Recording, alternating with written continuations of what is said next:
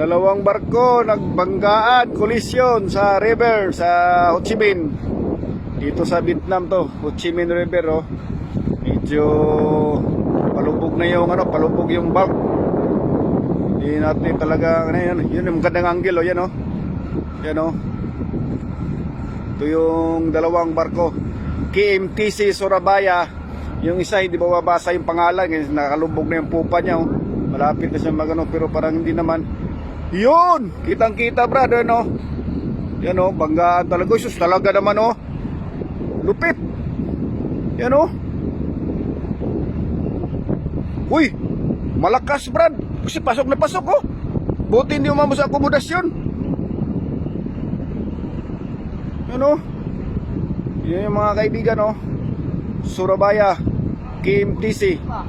Yung isa yung pangalan hindi makikita yun oh. Talagang suwak na suwak yung niya oh. Proa niya mismo talaga. Ayan o. Kaya ingat-ingat mga kabaro. Ingat-ingat kayo dyan. Yan si kabaro. Ingat-ingat. Bayan! Ingat dyan!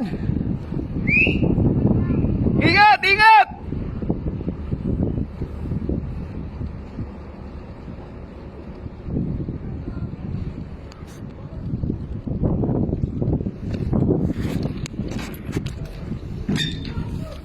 Ha? Hindi ka na lang naginip. Andun pa si George. Natulog si George yan. Super yung pagkaano niya talaga sa forward niya. Talagang swak na swak siya oh. Pumapasok talaga oh.